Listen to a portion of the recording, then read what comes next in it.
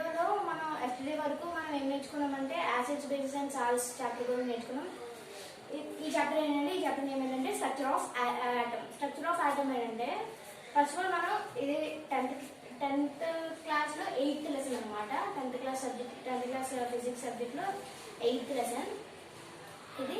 Next మనం 9th క్లాస్లో already మనం స్ట్రక్చర్ ఆఫ్ ఆటమ్ గురించి తెలుసుకున్నాం.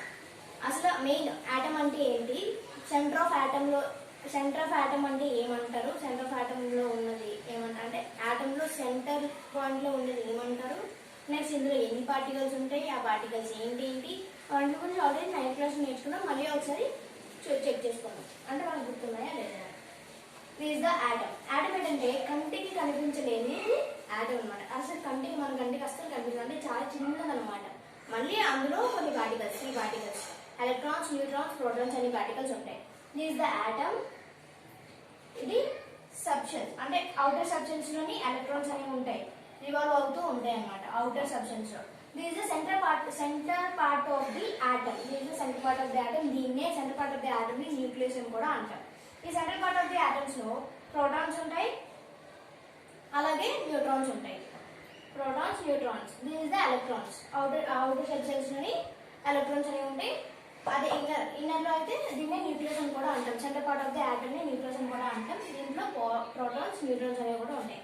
ప్లస్ సింబల్ అని పెట్టాను కదా, ప్లస్ సింబల్ అంటే అదేంటంటే ప్లస్ సింబల్ నేను ఐడెంటిఫై చేసింటే మీకు అర్థం అవడానికి ప్లస్ సింబల్ నార్మల్ గా వదిలేసాను. ప్లస్ సింబల్ లో ఉన్నవన్నీ ప్రోటాన్స్ అంటాము, నార్మల్ గా సర్కిల్స్ లో ఉన్నవన్నీ న్యూట్రాన్స్ అంటాం. సపోజ్ ఇందులో ఏంటంటే మాస్, దీని గురించి మాస్ అంటే దీని యొక్క మాస్, ఆటమ్ యొక్క మాస్ చెప్పాలంటే ఎలా చెప్పాలి. సపోజ్ ఎలక్ట్రాన్స్ యొక్క మాస్ తీసుకోండి. ఎలక్ట్రాన్స్ యొక్క మాస్, ఎలక్ట్రాన్స్ అనేవి చాలా చిన్నవి కాబట్టి దానికి మాస్ అనేది నెగ్లిజిబుల్, అంటే అంత ఎక్కువగా మాస్ అనేది ఉండదు, దాన్ని మనం కన్వే చేయక్కర్లేదు మాస్ ని. నెక్స్ట్ ఇందులో ఏంటంటే సెంట్రల్ పార్ట్ ఆఫ్ ద అంటే న్యూక్లియస్ లో ప్రోటాన్స్, న్యూట్రాన్స్ ఉంటాయి కాబట్టి ఈ ప్రోటాన్స్, న్యూట్రాన్స్ యొక్క మాస్ ఏంటంటే దీని యొక్క మాస్ అంటే పాజిటివ్ అనేది ఒక పాజిటివ్ యూనిట్, 1 పాజిటివ్ యూనిట్ ఉంటుంది. ఇక్కడ ఎలక్ట్రాన్స్ లో 1 నెగిటివ్ యూనిట్ ఉంటుంది. ఇది ఎప్పుడైతే అంటే ఇందులో పాజిటివ్ యూనిట్, ఇందులో నెగిటివ్ యూనిట్స్ ఎలా అయితే ఉన్నాయి, ఇది పాజిటివ్ అంటే దీని యొక్క మాస్ ఎలా అవుతుందంటే పాజిటివ్ నెగిటివ్ కంబైన్ అయిపోయి ఒక న్యూట్రల్ స్టేజ్ లోకి వచ్చేస్తుంది అనమాట. ఈ ఆటమ్ అనేది ఒక న్యూట్రల్ స్టేజ్ అని చెప్తాము దీని యొక్క మాస్ అనేది. నెక్స్ట్ అలాగే ప్రతి ఒక్క ఆటమ్ లో దీన్ని ఈ 3 వాటిని ఎలక్ట్రాన్స్, ప్రోటాన్స్, న్యూట్రాన్స్ ని ఏమంటారంటే అంటే సబ్ అటామిక్ పార్టికల్స్ అని కూడా అంటాం. ఎలక్ట్రాన్స్, న్యూట్రాన్స్, ప్రోటాన్స్ నే ఏంటంటారు, సబ్ అటామిక్ పార్టికల్స్ అని కూడా అంటారు. సరే, సబ్ అటామిక్ పార్టికల్స్ ప్రతి ఆటమ్ లో ఈ సబ్ అటామిక్ పార్టికల్స్ అనేవి సేమ్ గా ఉంటాయా అనే పాయింట్ అనమాట. సపోజ్ మీరు ఆలోచించండి సేమ్ గా ఉంటాయా లేదా అనేది. కొంచెంసేపట్లో నేనే చెప్పేస్తాను. అంటే సపోజ్ ఇప్పుడే చెప్పేస్తాను. సపోజ్ హైడ్రోజన్ ఆటమ్ తీసుకోండి, హీలియం ఆటమ్ తీసుకోండి, లిథియం ఆటమ్ తీసుకోండి, నెక్స్ట్ బెరీలియం, బోరాన్, ఇలా ఆటమ్స్ తీసుకోండి. పీరియాడిక్ టేబుల్ ఆల్రెడీ తెలుసు కదా మీకు. ఇవన్నీ తీసుకోండి. ఈ యొక్క అన్ని ఆటమ్స్ లోని ఈ సేమ్ అటామిక్ అంటే సేమ్ సబ్ అటామిక్ పార్టికల్స్ అనేవి సేమ్ గానే ఉంటాయి అన్నింటిలోని. కాకపోతే ఇందులో నెంబరింగ్ అనేది చేంజ్ అవుతుంది. సపోజ్ హైడ్రోజన్ తీసుకోండి, హైడ్రోజన్ లో 1 ప్రోటాన్ ఉంటుంది. సపోజ్ ఏం తీసుకుంటారు, హైడ్రోజన్, హీలియం తీసుకోండి 2 ఉంటాయి, 2 ప్రోటాన్స్ ఉంటాయి. లిథియం తీసుకోండి 3 ప్రోటాన్స్ ఉంటాయి. అలాగే బెరీలియం, బోరాన్, అలాగే ఇవన్నిటిలోని నెంబరింగ్ మాత్రమే చేంజ్ అవుతుంది అనమాట. సేమ్ అటామిక్ పార్టికల్స్ అనేవి అయితే సేమ్ సబ్ అటామిక్ పార్టికల్స్ అయితే సేమ్ గానే ఉంటాయి. నెక్స్ట్ ఇప్పుడు ఆటమ్ అంటే ఏంటో అర్థమైంది కదా. నెక్స్ట్ ఇందులోనే స్పెక్ట్రమ్ అంటే ఏంటి. స్పెక్ట్రమ్ అంటే మీకు ఆల్రెడీ తెలిసిందే. ఒక ప్రిజం తీసుకొని, ప్రిజం అంటే ఎలా ఉంటుంది, ఒక ప్రిజం తీసుకొని దీంట్లో నుంచి వైట్ లైట్ ని పాస్ చేస్తే ఇది ఒక 7 కలర్స్ ని అంటే బయటికి వస్తుంది. వైట్ లైట్ ని పంపిస్తున్నాం. 7 కలర్స్ కింద ఎలా ప్రొడ్యూస్ అవుతుంది మనకి బయటికి. దిస్ ద ప్రిజం అనేది గ్లాస్ తో కూడి ఉంటుంది. ఇది వైట్ లైట్ ని పంపించగానే 7 కింద ఇది డీవియేట్ అవుతూ ఉంటుంది అనమాట. దీన్ని అంటే సపోజ్ ఈ 7 కలర్స్ అనగానే మీకు ఇంకోటి కూడా గుర్తురావచ్చు, రెయిన్బో అని గుర్తురావచ్చు. స్పెక్ట్రమ్ కి సరే అంటే న్యాచురల్ ఎగ్జాంపుల్ చెప్పాలంటే న్యాచురల్ గా ఎగ్జాంపుల్ చెప్పాలంటే స్పెక్ట్రమ్ అంటే రెయిన్బో అనేది కూడా ఏంటి, రెయిన్బో తెలుసు కదా మీకు ఆల్రెడీ. రెయిన్బోలో ఎన్ని కలర్స్ ఉంటాయి, రెయిన్బోని విబ్జియర్ కలర్స్ అని కూడా అంటారు. రెయిన్బోలో ఉన్న కలర్స్ ని విబ్జియర్ కలర్స్ అని కూడా అంటారు. సపోజ్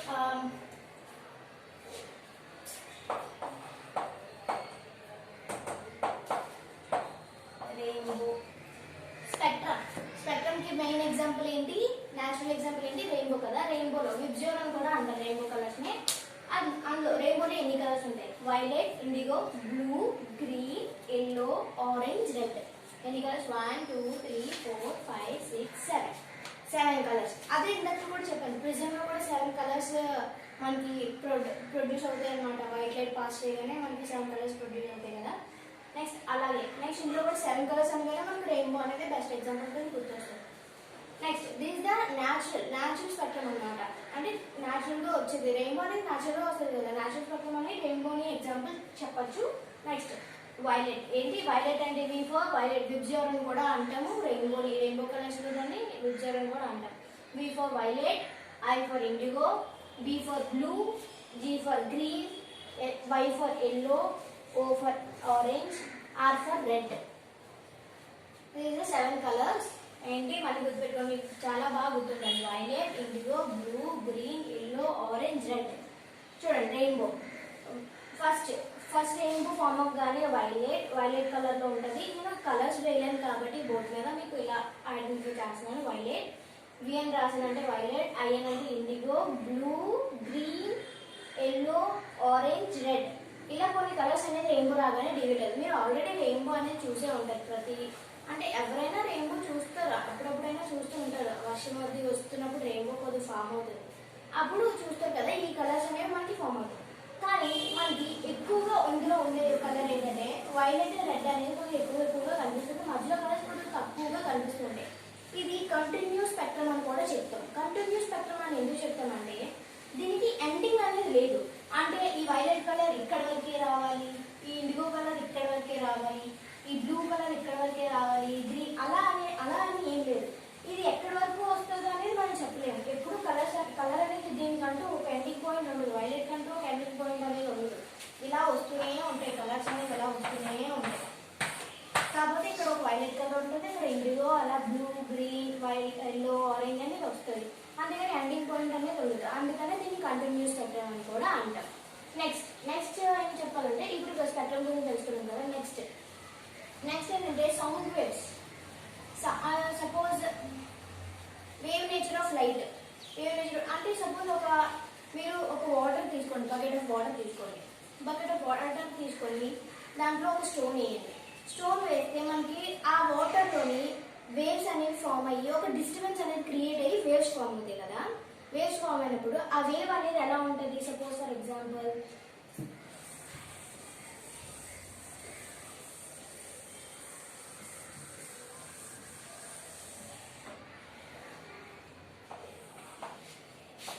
వేవ్స్ అనేవి ఇలా ఉంటాయి. వాటర్లో ఒక స్టోన్ వేసిన తర్వాత వాటర్లో డిస్టర్బెన్స్ వస్తుంది. ఒక స్టోన్ వేస్తే ఆ డిస్టర్బెన్స్ వల్ల ఒక వేవ్స్ అనేవి ఫామ్ అవుతాయి. ఇవి వేవ్స్ అని అంటాం. వాటర్లో వచ్చే వేవ్స్ని ట్రాన్స్ఫర్ వేవ్స్ అని కూడా అంటాం. అలాగే లైట్లో కూడా ఎలక్ట్రోమాగ్నెటిక్ ట్రాన్స్ఫర్ వేవ్స్ అని కూడా అంటాం. అదే సౌండ్ వేవ్స్ కూడా ఉంటాయి. వాటర్లో వచ్చిన వేవ్స్ని సపోజ్ ఇలా వేవ్స్ చెప్పాం కదా.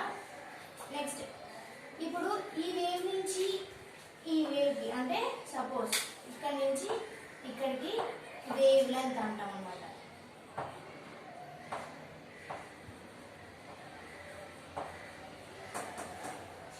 వేవ్ అంటే ఇంకోటి ఏంటంటే ఇందులోని ఇక్కడ నుంచి ఇక్కడికి వచ్చే వేవ్స్ ని ఏమంటారు? వేవ్ లెంత్ అంటారు కదా. అలాగే పైన ఉన్న వేవ్స్ ఏవైతే ఉన్నాయో దాన్ని ట్రఫ్ అని, నెక్స్ట్ కింద నుండి దాన్ని క్రస్ట్ అని అంటాం అన్నమాట. అంటే కింద నుండి వేవ్స్ ని క్రస్ట్ అని కూడా అంటాం. ఇలాగే ఐడెంటిఫై ఏదైతే ఇక్కడ నుంచి అంటే 1 వేవ్ లెంత్ మీరు గుర్తుపెట్టుకోండి. ఇక్కడ నుంచి ఇక్కడ వరకు 1 వేవ్ లెంత్ ఫిల్ అయినట్టు, అంటే 1 వేవ్ ఫుల్గా వచ్చినట్టు. అప్పుడు 1 వేవ్ కి మనం డిస్టెన్స్ చూస్తే వేవ్ లెంత్ అంటాం అనమాట. ఇక్కడ నుంచి ఇక్కడికి ఈ వేవ్ నుంచి ఈ వేవ్కి వచ్చినంత వరకు దీన్ని వేవ్ లెంత్, దీన్ని లామిడాతోని డినోట్ చేస్తాం. లామిడా సింబల్ ఇది లామిడా. ఓకే. నెక్స్ట్ ఇందులో ఇంకా బ్రీఫ్గా చెప్పుకోవాలనుకోండి, ఇది ఎందులోని వాటర్లోని వేవ్స్ అనమాట. వాటర్లో వేవ్స్ ఇలా ఉంటాయి. అలాగే దీన్ని ట్రాన్స్ఫర్ వేవ్స్ అని కూడా అంటారు. సపోజ్ ఇప్పుడు సౌండ్ వేవ్స్ చూసుకున్నాం. సౌండ్ వేవ్స్ చూసుకుంటే సౌండ్లో వచ్చే వేవ్స్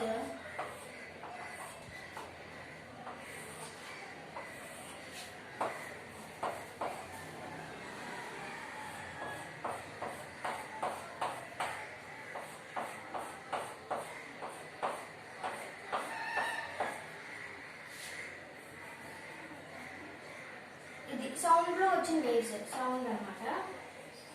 సౌండ్ వేవ్స్ ఇలా ఉంటాయి అన్నమాట. సౌండ్ వేవ్స్ ఇలా ఉన్నప్పుడు దీన్ని సపోజ్ దీన్ని కంప్రెస్డ్ అని, అంటే ఏవైతే వేవ్స్ దగ్గరగా ఉన్నాయో దాన్ని కంప్రెస్డ్ అని, సీతో డినోట్ చేస్తాం కంప్రెస్డ్ అని. ఏదైతే దూరంగా చాలా డిస్టెన్స్లో ఉన్నాయో అవి ఆర్తో డినోట్ చేస్తాం, రిఫ్రాక్షన్ అనమాట. ఆర్తో డినోట్ చేస్తూ ఉంటాం. దీని is the sound waves. Sound అంటే డ్రమ్స్ కొట్టినప్పుడు చూడండి మనకి వైబ్రేషన్ అనేది వస్తుంది. అలాగే మనం మ్యూజిక్ విన్నా ఏదైనా ఎయిర్ ద్వారా వచ్చే సౌండ్స్ కదా ఇవి. సౌండ్ వేవ్స్ అనేది ఏంటి, ఎయిర్లో పాస్ అయ్యి వస్తాయి అన్నమాట. మనకి సౌండ్ అనేది మన చెవు వరకు చేరుతుంది అనమాట. ఇది is the sound waves. Next ఇంకోటి చెప్పుకోవాలనుకుంటే మనం వాటర్లో చూసుకున్నాం, సౌండ్లో చూసుకున్నాం. ఇప్పుడు మనం లైట్ వేవ్స్ గురించి చదువుకున్నాం. లైట్ వేవ్స్ గురించి నేను చెప్తాను ఇప్పుడు.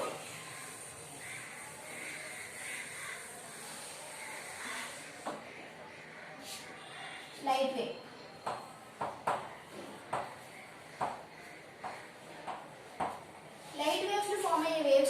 ఎలక్ట్రోమాగ్నెటిక్ వేవ్స్ అని కూడా అంటారు. లైట్ వేవ్స్ ఫామ్ అయ్యే రేస్ ని ఎలక్ట్రోమాగ్నెటిక్ వేవ్స్ అని. సౌండ్ వేవ్స్ ఫామ్ అయ్యే రేస్ అంటే వేవ్స్ ఏంటంటే లాంగిట్యూడినల్ వేవ్స్ అంటాం. వాటర్లోని అంటే ఇక్కడ సపోజ్ చెప్పాను కదా, వాటర్లో వేవ్స్ చెప్పాను కదా ఇలా ఉంటాయని చెప్పాను కదా, అది ట్రాన్స్వర్స్ వేవ్స్ అంటాము. సౌండ్లో ఫామ్ అయ్యే వేవ్స్ ఏమంటాము, లాంగిట్యూడినల్ వేవ్స్ అంటాము. అది ఇప్పుడు లైట్లో ఫామ్ అయ్యే వేవ్స్ ని ఏమంటాం, ఎలక్ట్రోమాగ్నెటిక్ వేవ్స్ అంటాం. ఎలక్ట్రోమాగ్నెటిక్ వేవ్స్ కదా.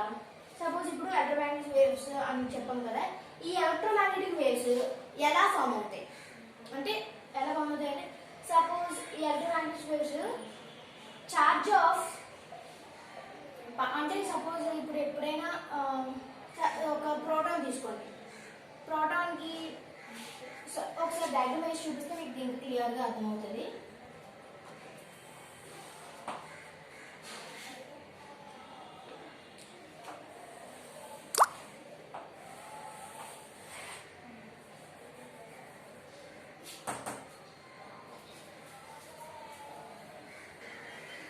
డయాగ్రామ్ ఎలక్ట్రోమాగ్నెటిక్ వేవ్స్ యొక్క డయాగ్రామ్ అనమాట. అంటే సపోజ్ దీన్ని ఇంకా క్లారిఫైగా అంటే బ్రీఫ్గా ఎక్స్ప్లెయిన్ చేస్తాను చూడండి.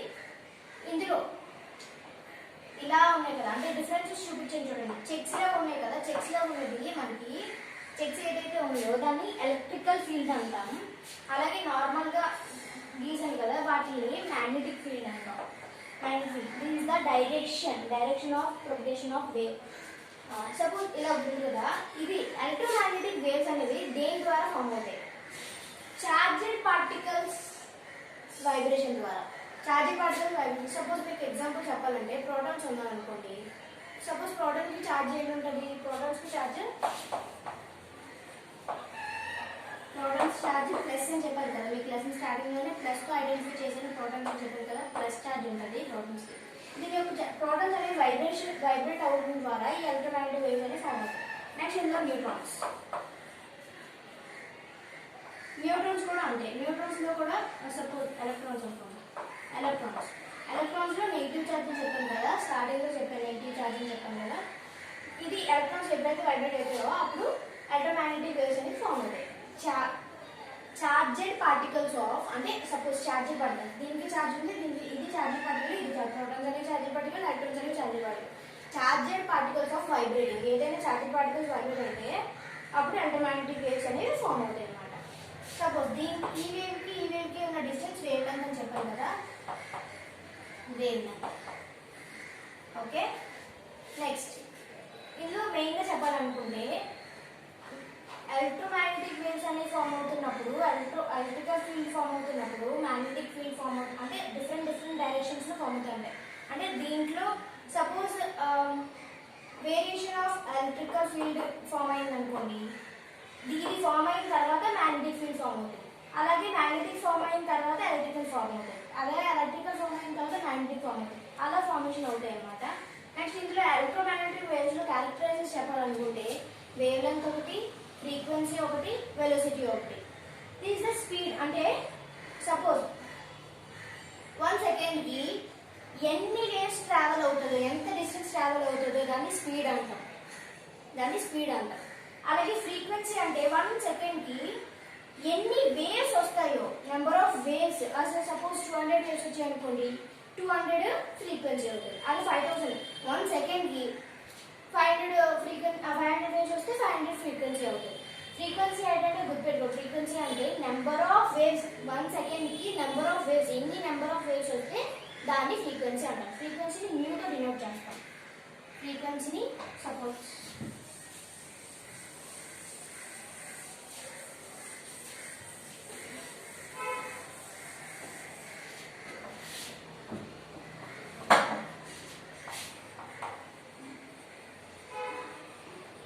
ఫ్రీక్వెన్సీని మ్యూతో డినోట్ చేస్తాం. అలాగే వేవ్ లెంత్ అంటే తెలుసు కదా మీకు, ఈ వేవ్ నుంచి ఈ వేవ్కి ఉన్న డిస్టెన్స్, అంటే దీని యొక్క డిస్టెన్స్